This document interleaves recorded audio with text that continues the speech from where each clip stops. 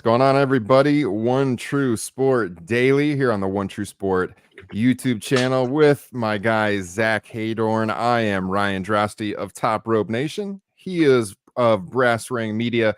We're here to talk all the latest today, Thursday morning, in the world of pro wrestling. And Zack, we got a lot to talk about this morning. AEW Dynamite last night, a heck of a show. We were just talking off air. What are we going to talk about? There's nothing to talk about, right, Zack? Nothing to talk about at all. We never have anything to talk about on this show. It's really something. No, we have a ton to talk about. We do, and yeah, I thought last night was a big night for AEW, like in general, just to like deliver a really good show on multiple levels, build to your biggest show of the year. And I thought they did that. I thought they really accomplished that. So I'm looking forward to kind of getting into all the newsworthy items that came out of that show. Yeah, absolutely. So we're going to dive into the Mariah May turn. We're going to dive into Bryan Danielson, Hangman Page, setting up Blood and Guts, all of that here in just a second. Before we do a little housekeeping, of course, we are part here of One True Sport, a huge project going on here with some of the biggest legends in the world of pro wrestling. If you're not already on board, check out onetruesport.com to become a member. Or for free, you can subscribe here to the YouTube channel, turn those notifications on so you never miss a live show. You can follow One True Sport on all the social media channels, as well as myself and Zack as well. Like this video, please. It helps us out in the algorithm. Let us know you're here in the chat. Send us some chats. It's always fun when the show is interactive. And if you want to really support the show, the best way you can support Zack and I is by sending a super chat. We will get to all of those super chats. Ask us a question that we will cover on the show. Just make a statement that you want to make sure gets featured in the show. Whatever you want to do, but super chats is the way to go for that. So looking forward to interacting with all of you in the chat room this morning, as every morning. And as Zack mentioned, we never have a shortage of things to talk about here on this show. And you could do a daily pro wrestling show, and there's always something going on in the world of wrestling. And last night, I said on the show yesterday, Zack, I said AEW TV has been booked very well lately. I feel like, even if, maybe the ratings and the attendance is lagging behind a little bit. And when you look at a pro wrestling show and how it opened and how it finished, you could do almost no better, I would say, than what they did last night. I want to start off with Mariah May and what happened with her winning the Owen, defeating Willow Nightingale, and the turn afterwards on Toni Storm, which I don't know about you, I thought was executed perfectly by everyone involved. Give me your thoughts on what we saw at the end of Dynamite last night. Oh man, this was a home run for AEW. I think sometimes not just in AEW, but in WWE too, when they do, turns, whether it's a heel turn or a babyface turn, I think, there's always this element of, oh, we want to trick the fans, or we want to like tease it, or we want it to be like a really big surprise. And I liked how this was. Mariah won the match, ran up to the top of the stage, and immediately bashed Toni Storm in the face with the belt. Like, I like that this was like, I got what I wanted out of this relationship, and bam, it's done, it's over.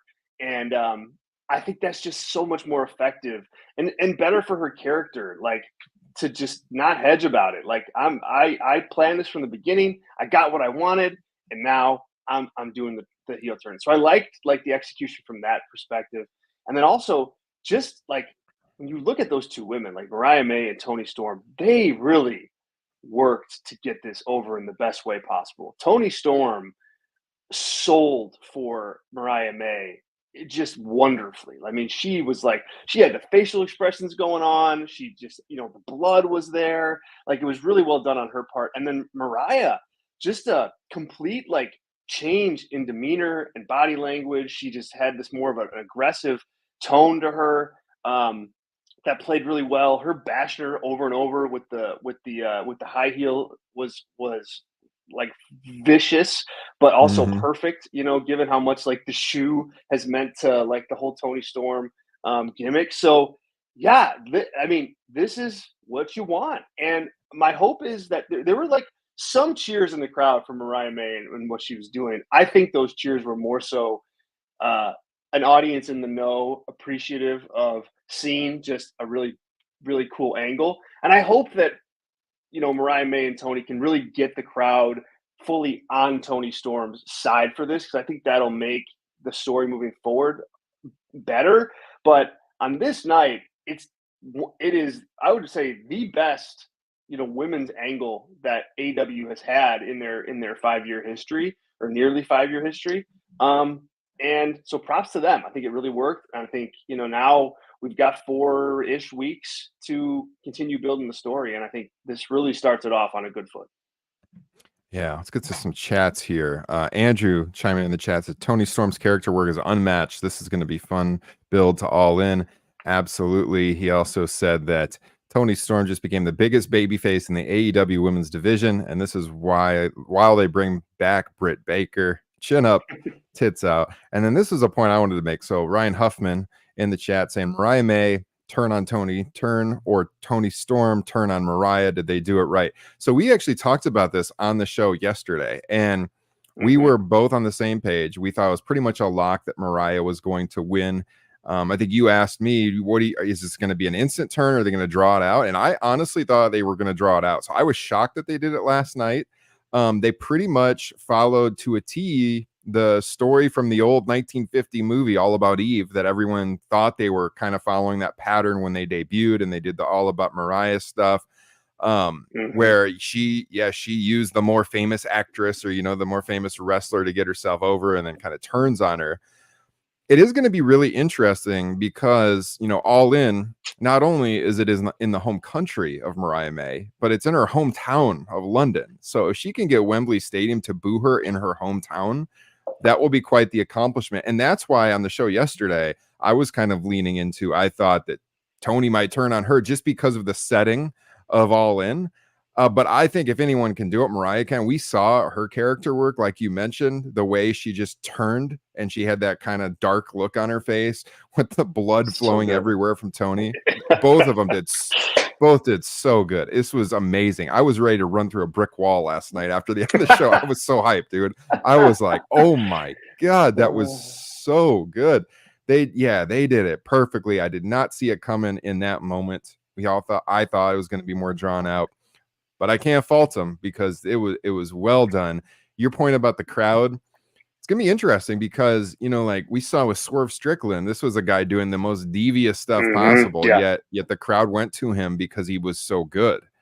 And like, does that happen with Mariah? I don't know. They're gonna make her appear to be very, very evil. But as I told you, going to a Dynamite just a couple of weeks ago, she was one of the most over people on that show. And people do want to cheer her. And I think AEW does have more of an inside audience than WWE. So some people might cheer the character work. Will that actually be a problem? I don't know. I am curious though how Wembley Stadium's going to react to all of this. But yeah, as you said, Zach, they got several weeks to really turn this audience on Mariah May. The Wembley Stadium factor, is interesting, and sometimes you do wonder what some of these wrestling promotions are thinking. WWE does this all the time. You've got Drew McIntyre, in Glasgow trying to be a heel, and it's like that's not going to happen. You know that. I think Mariah May, she may be able to turn the audiences here as they move to All In, but I have a really hard time believing that Wembley Stadium crowd is not going to be fully behind her. And I think Tony Khan, is okay with that in this instance. Like he wants the moment. He wants the Mariah May in front of a adoring crowd in her hometown. I think he's willing to sacrifice part of the story for that reaction, for better or worse. And I think WWE is too. It's not just an AEW thing. The thing that they have going for them here, I think, in regards to the crowd reactions is Tony Storm. I mean, you've had an audience that I feel wasn't really sure what to do with her. She worked all these baby faces as champion to this point, like Deonna Purrazzo and Serena Deeb, and she had this run of I don't want to say meaningless, but kind of meaningless title defenses, because you just she wasn't wrestling opponents that you thought actually had a chance to beat her. And I think in those programs, she was a heel, and it didn't really click because I think the audience just likes her and they like the act. And now they've got full, full like opportunity to go all in and get behind Tony Storm like they haven't had before since she's been in this timeless Tony Storm persona. And so that like could help sway things. Do I think it Yeah. sways Wembley Stadium? No, but I think it can, in terms of like people getting on her side opposite Mariah May. They finally have the okay to cheer, and I think that's going to matter to fans. Yeah. Yeah, I agree. Great points. I mean, just the contrast and how that was shot with, Tony in the all white and the black and white gimmick and everything, and the bright red blood coming down her face. I So mean, good, man. And this she isn't had that just, like white like cloak thing too. yep. That like you don't think anything of when she's wearing it, but when there's like bright red blood on it, you're like, oh man, that was planned. Planned for the Yep. shot, and it was fantastic.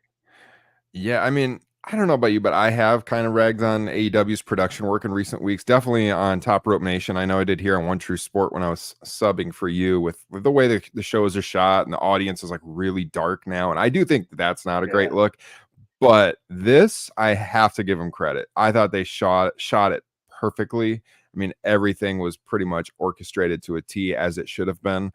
And I mean, just not just on the women's division, but I mean, when you look at the all-time great storylines that AEW has had, this is right up there. I mean, you'd have to go back to like Yeah. Omega and Hangman is one of their best stories, but and the drawn out, Hangman Page trying to find himself. And by the way, they got something to go with him too, which we'll get to here in just a minute. One of the best stories all around, I think, in AEW. And when you look at women's wrestling as a whole, and this is something my friend Justin, co-host on Top Rope Nation, he texted me this morning and he was like, where does this rank as far as all-time women's storylines in all of pro wrestling? And he said he was having, a hard time coming up with many to compete with it. I mean, it is, Yeah. it's up there. Boy, that's a good oh man, yeah, that's a really good point. I mean, holy cow, yeah. I mean, I don't know, man. Like when I'm thinking, I can think of like I right now can think of two that I for sure would put ahead of it, but after that, it gets a little dicey. Like the two that I'm thinking of is one is the Becky pose in Mhm. the audience with like the blood and like right before Survivor Series and like kind of like the man thing. So I put that, even though it was accidental, I put that up Happy there. accident. Yeah, not intentional. Yeah, Yeah. happy accident, but definitely a signature moment for women's wrestling. Um, the I'd also put like the Brooklyn Sasha and Bailey like match like that. I think I'd put up there not really an angle, but just like a moment in time for women's wrestling. Mhm. And then I don't know, like and I then mean, it, like it you go might like be way this. back. If you go way back, like the Yeah, you can rock and go sure. wrestling Yeah, with Cyndi Lauper and stuff getting Cyndi involved. Lauper. Yeah, good point. Really good Just point. like on the Really good business point. side. Yeah. Not that the storytelling was as good, but like the business it brought in. But I mean, yeah, I mean, I think this is probably a top 5 women's storyline in the history of pro wrestling. I don't want to get, too hyperbolic here, but I mean, it's hard to come up with anything it compares. I mean, Yeah, they did such a tremendous job. And I mean, you talked about it yesterday, YouTube, and super high on Mariah May for pretty much ever since they brought her in, because I was familiar with her work in Stardom, and I'm like, I mean, she has everything. This is someone that can carry the women's division, that could be one of their top stars. And she showed just with the character work last night that's absolutely true. I mean, she has it all. And yeah, I can't wait to see how this plays out on TV. yeah, me too. They've got something here, and just like anything else in wrestling, like it's all in follow up. I thought one of the kind of the nuts and bolts of the show yesterday that I really liked, that was really simple, was starting the show with like the big cliffhanger from last week's show.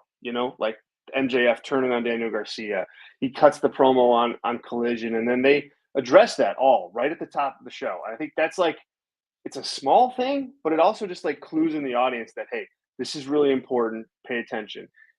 the same thing applies for this. I mean, they've got to treat this like as big of an angle as it was, and continue to build it. But boy, they really did set a strong foundation. No question about that. Well, let's move to the start of the show before we gloat and celebrate this any more than we have to. But I mean, it was really good. Check it out. Check it out if you guys haven't seen it. Now, the opening match. This is another one we had here on the show yesterday. Pretty good discussion on with would they go with Bryan Danielson? Would they go with Hangman Adam Page and winning the men's Owen? This was the first match on the show after Ospreay opened, and we'll talk about Ospreay here in a little bit. So unbelievable match. Lived up to my expectations. Jeff Jarrett out there, teasing, getting involved. In the end, he doesn't actually screw over anybody, but he ends up becoming the referee when the referee gets knocked out. He pulls off his t-shirt as a special enforcer, and he's got his referee shirt on underneath. And they go with Bryan Danielson, which, as we talked about yesterday, that was our pick for many reasons. I think it's the right pick. I think it's the business pick. It's the selling pay-per-views pick. It's the selling tickets pick. And it's just drumming up excitement on social media. They're already leaning into this. Bryan Danielson going for the world title one last time. Bryan cut an awesome, if you haven't seen it, a great promo backstage that they posted on social after the show. Talking about how Owen was inspiring, but more than Owen, his wife, Martha, and what she did in the aftermath of Owen's death. And he wants to be like Martha and, all of this, and selling his shoulder injury all through the promo. It was really, really good stuff. But Zach, I think Bryan Danielson was the right pick here. Absolutely. And I believe it more now after watching everything play out yesterday, that is the right call. First of all, agree. Match was great.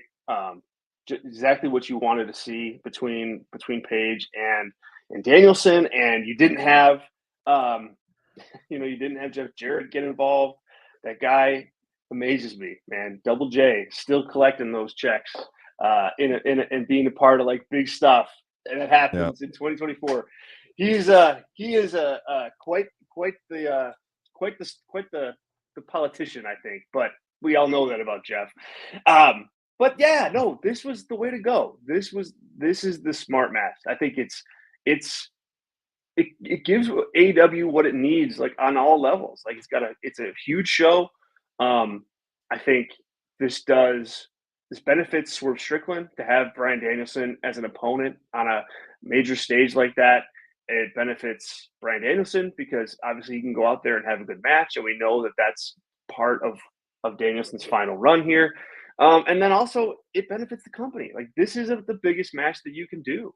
And so, or one of, if not the biggest match you can do. And so do it. Like, there's no reason to hold it back. Do it, get it done. Like it's babyface versus babyface. So that will be interesting to see how they swing that and like the story they tell here. But, Swerve against Page just, I don't think has the same kind of buzz that this does. And only because we've seen that so many times. And so this is a fresher match. And, the last time the two of them wrestled, the Swerve was in a totally different spot on the card and different type of star than he is now. So it's almost like a brand new match. So I think this is the right call, the right main event. And obviously we've got a few weeks to preview it and talk who's going to win and who's going to lose. But right now I think it's the match that they absolutely should have made. So good on them. Yeah. Yeah, they had Swerve cut a promo where he talked about their previous match and him coming back after Bryan here, and I thought all of it was effective. It was the right decision. We'll definitely get into this in the weeks ahead, but yeah, tremendous match. At the end, you had Hangman Page kind of storming off in anger to the back, and then later he had a backstage segment where he told the Elite he will be on their side at Blood and Guts. So we're getting that in 2 weeks. But before we get to Blood and Guts, Zach, I mean, they set up Dynamite 250 for next week, and this show is loaded. I mean, they're doing MJF and Ospreay on this show, which I assumed was going to be an all-in match. They're doing it next week on Dynamite, so we're getting that next week. We're getting Swerve Strickland against Kazuchika Okada next week. Another huge match, with I think you were tweeting about this last night. I mean, no build really. I'm definitely tuning in, but man, 2 awesome matches. They announced Mercedes is going to wrestle next week as well. I think this is in Little Rock, Arkansas. What do you think of the matchmaking for 250 next week? Here's what I think. If you thought, or not you, Ryan, but if you out there in our audience thought that TV ratings don't matter for whatever reason, this should tell you otherwise. Like nobody really celebrates 150 or 250 or 3, like it's the clean 100, 200, 300 that you celebrate. And Yeah. so this screams to me that they're trying to find a way to make a really big show for Dynamite, to draw a number. I mean, they're in the middle of contract negotiations for Dynamite and for like all the AEW properties that they have on television. They want to show that they can move the needle and that they can draw numbers when they need to in a big way. So this, to me, this is that. And so on some levels, like I'm like, man, it's too soon. And in pretty much every way, I think when you really look at these matches, it is too soon. Like these are big matches. You want to save them for big moments and big shows and draw money with them.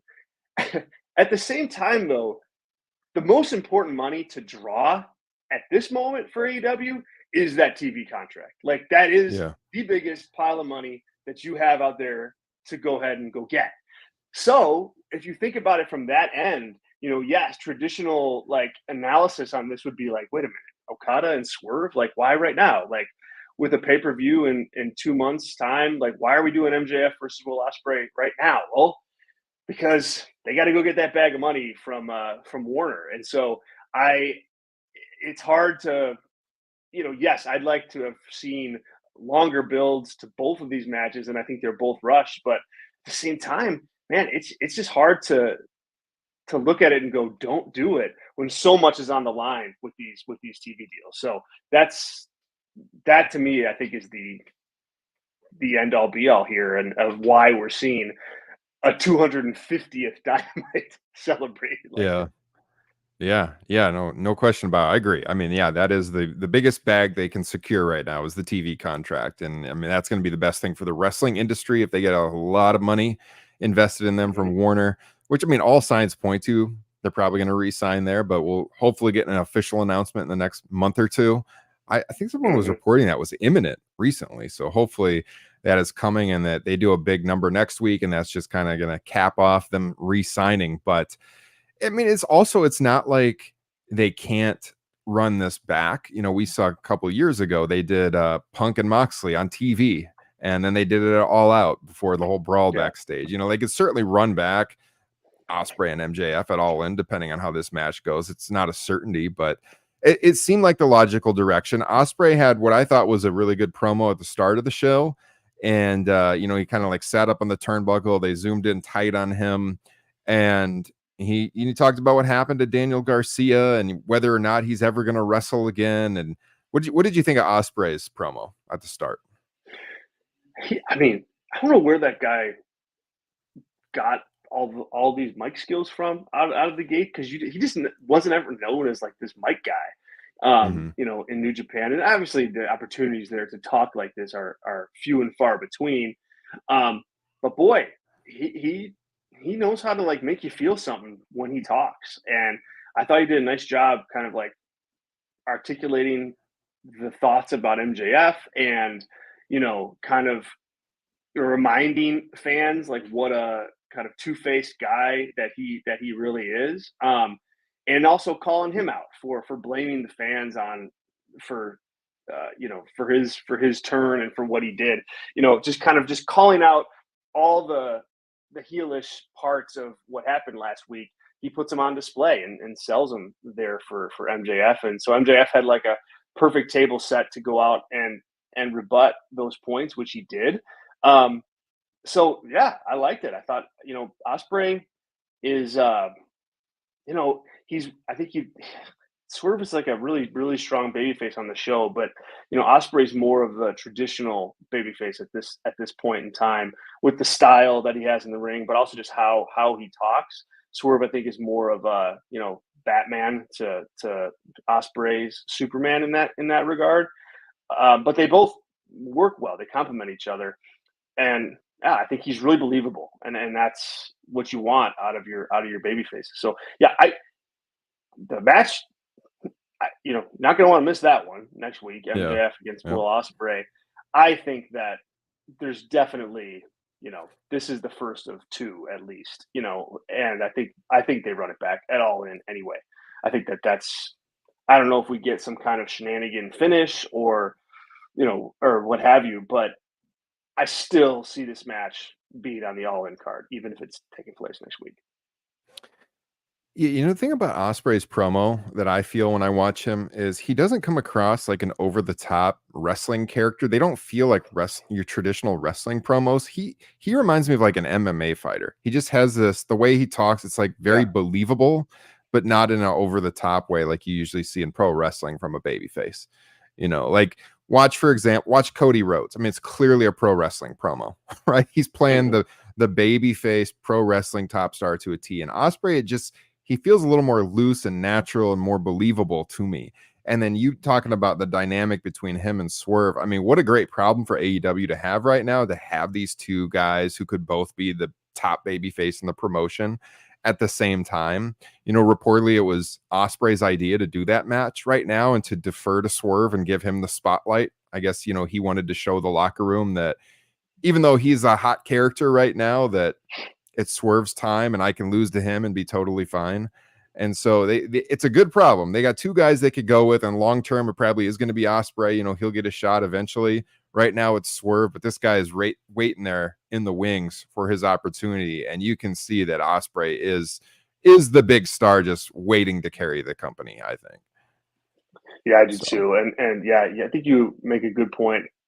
His demeanor is not a wrestling promo. He also doesn't have like the catchphrases. I love that. I right, mean, he has good them, but he point. doesn't like lean into them. Like even MJF is great talker. And it's not even a bad. This isn't me being critical of MJF or those guys who like kind of use the catchphrases in their promo. But MJF's build up to, and I'm better than you and you know it, bam, and promo over. Cody's got his, and everybody in WWE has their crutches that they lean on. But Osprey's just like, give me the microphone. I'm gonna sit here. I'm gonna talk. I'm gonna talk, and sometimes I'm gonna yell, and sometimes I'm gonna talk really soft, and I'm gonna say bruv. But I feel like if you saw him at the supermarket and had a conversation with him, he'd drop bruv on you multiple times. There, it's not. None of it seems like a put on to me. So it's really authentic in that regard. So yeah, he's quickly becoming a face of that company, and he should be one. Yeah. So both the Owen matches got a lot of time last night. Real quick, I'm just going to touch on the other results from the show, and then I'm going to throw it to you, Zach, for TNA's lineup tonight. We saw Jericho and Samoa Joe had a street fight where Jericho kind of went crazy. He drove Joe on this forklift backstage through like, I don't know if it was like a sheet of drywall or something. And then Jericho Paper kind of was it just paper? seems like it. Yeah, he broke through it pretty easily, and Joe was laid out, and Jericho walked off with this kind of maniacal look on his face. We talked about Jericho on the show yesterday. That's whatever. um, But here, wait, real quick on that. Real yeah. quick on that. So like, it's almost like you listened to the show yesterday because I think like yesterday's Jericho, the like kind of a maniacal, crazy, but also more inherently serious because he just was so Mm-hmm. twisted. To me, that works better than like jokey Chris Jericho that's going to go around Yes. telling people how to like climb the ropes. Like, hey Yes. guys, no, you don't climb ring ropes like that. You climb it like this. Like, that's goofy. This is actually like, okay, like it's not going to main event your shows and it's not going to be a main event world title program, but at least it's not like just sheer silliness for the sake of it. Like, this Yeah. had some depth. So I give it like a pass for that. Yeah. Yeah. No, I agree. I hope this is a pivot for his character now, and we don't get the Yes, jokey same, stuff. same. Absolutely. Yep. They also had a four-way match with Claudio, Pac, Tomohiro Ishii, and Kyle Fletcher. So I mean, the big news out of this is just that Ishii is going to be around for the rest of the summer in AEW. Tony Khan announced that after the show on Twitter X. That match, I thought the match was pretty good. Pac won. He had Fletcher tap out. That was the finish, the brutalizer. What do you think of that match? Yeah, it's good. Kind of like your classic Dynamite match. It's Yeah. either a fatal four-way like this or like a six-man or something like that. Like this served that spot. So yeah, I mean, in Pac against Osprey or MJF for the international title, like that works. It works for Yeah. something on TV. So yeah, that's fine. Yeah. And I mean, that was pretty much that's the highlights from Dynamite last night. Mhm. Zach, what does TNA have on tap tonight? So for TNA tonight, oh, here we go. I got my notes are frozen. Hang on, folks. Hang on, folks. Okay. So tonight, the big kind of hook for the Impact show is an open challenge for the Knockouts Championship. So Jordan Grace is going to defend her title, open challenge. We don't know who that's going to be, but Jordan Grace defending the Knockouts title has become a bigger deal for that company just because of the exposure Jordan Grace has had, in NXT, in the last 6 weeks. So that's the main event. Mike Bailey versus Jonathan Gresham versus Kushida. It's a three-way match for the X Division Championship #1 contendership. Charlie Dempsey is crossing over and is going to face Zach Wentz. AJ Francis versus Rhino for the Digital Media Championship.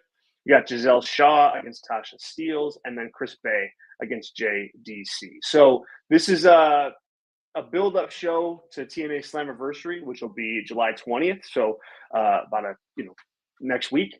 So yeah, it's a pretty stacked card for TNA purposes. Bailey's on the card, Gresham's on the card, Jordan Grace. So I would classify this as like a higher end TNA Impact episode, and I mean that makes sense with Slammiversary just a week away. I wonder.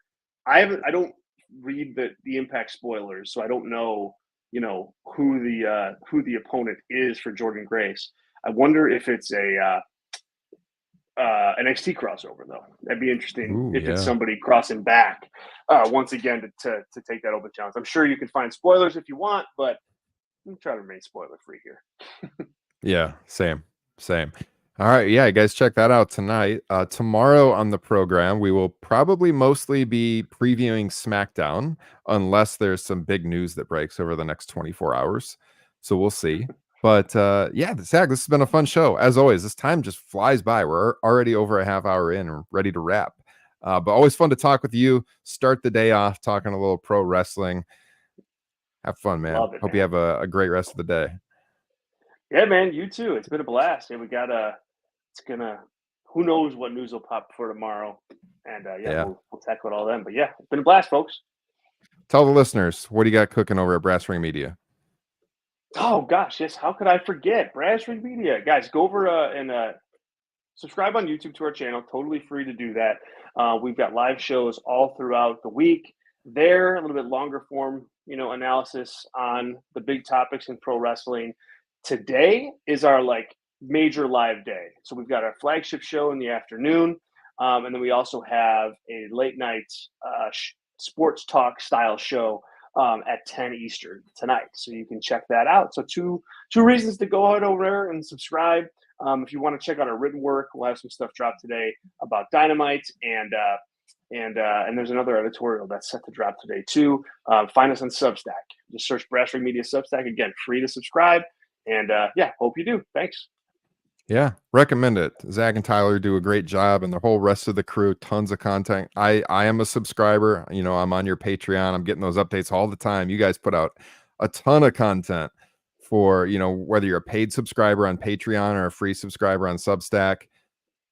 Well worth it, guys. Check it out. And then for myself, Top Rope Nation, Thursday is also our big day. Thursday night is the flagship, so we will be live tonight at yes indeed 9:30 Eastern, 8:30 Central. You can check us out live on YouTube. Search Top Rope Nation. Find the podcast version after the fact wherever podcasts are found, and you'll find me right back here tomorrow morning with this guy, Zack Heydorn, talking all the latest We'll in the be world here. of wrestling. See you guys. Absolutely. Have a good day, everybody. Catch you tomorrow morning.